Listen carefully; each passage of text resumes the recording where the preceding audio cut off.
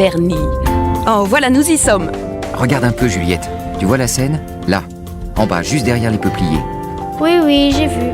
Mais qu'est-ce qu'on fait ici ? Pourquoi tu t'arrêtes pas ? Je croyais qu'on allait chez grand-mère. Écoute, ma Julie, on n'est plus très loin et on n'est pas pressé. On va visiter une maison et un magnifique jardin. Passionnant comme visite. Tu vas voir, c'est pas un endroit ordinaire. C'est là où le peintre Claude Monet s'est installé en 1883. Ah oui ? Et quoi d'autre ? Ça va être encore des tableaux tout sombres avec 3 fleurs dans un pot. Raté. C'est tout l'inverse qu'a peint Monet ici. Dans les années 1870, avec d'autres artistes, il a vraiment transformé la manière de peindre. Tous ces peintres, Pissarro, Sisley, Renoir, Cézanne, Degas, ne restent plus dans leurs ateliers, mais sortent travailler dans la rue ou dans la campagne. Ils peignent quoi alors ? La nature ? Gagné! C'est d'ailleurs plus facile pour eux, puisque viennent d'être inventés les petits tubes de peinture en étain. Ils sont faciles à transporter, comme ceux que tu as à l'école. Une fois dehors, ces artistes fixent leurs impressions de l'instant le plus fidèlement possible. D'ailleurs, c'est pour ça qu'on les a appelés les impressionnistes. Et plus encore pour Monet, la lumière et le jeu des couleurs sont devenus le sujet principal du tableau. Allez, viens, on va se promener dans ce jardin. Tu vas t'imprégner de la beauté des lieux. Ok. Mais pas trop longtemps alors. C'est vrai, c'est super joli ici.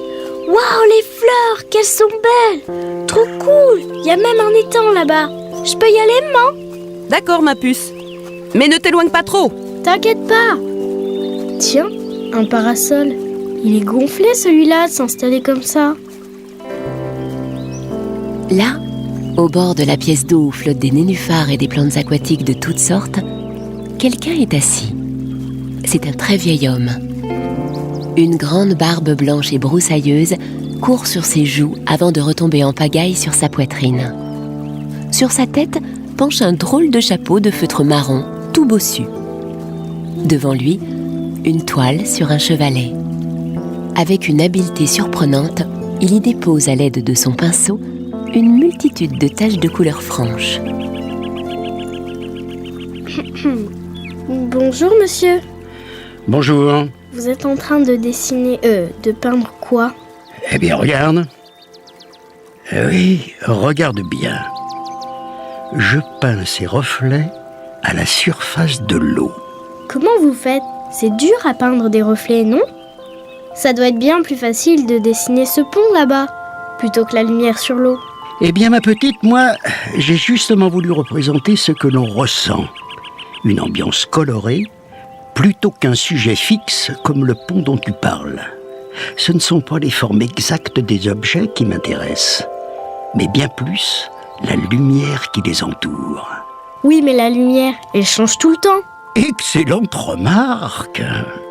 C'est justement à cause de cela que j'ai peint des séries de tableaux qui représentent le même sujet, comme une cathédrale, des meules de foin, ou même les nénuphars de ce bassin, mais à différents moments de la journée. Mon Dieu, comme l'on m'a critiqué quand j'ai réalisé ces toiles. Et maintenant, il paraît qu'elles sont célèbres dans le monde entier. Juliette! Juliette! Juliette! Juliette! Dis donc, ma petite, ce ne sont pas tes parents qui t'appellent ? Oh non, pas déjà. Je resterai bien encore un peu. C'est vraiment pas un musée comme les autres ici.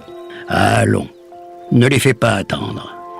Mais n'oublie pas, la lumière, toujours la lumière, c'est ce qui donne toute sa profondeur à un objet, un paysage, un visage. Allez, va. Merci, monsieur. Au revoir. Ah là, c'est toujours comme ça quand ça devient intéressant. Juliette! Où étais-tu passée ? T'inquiète pas, maman. Je parlais avec un très vieux monsieur. Il était en train de peindre là-bas, près du bassin. Un vieux monsieur près du bassin ? Mais qu'est-ce que tu racontes ? Il n'y a personne. Ah ? Bon, c'était rien. C'était la lumière, maman. Seulement la lumière.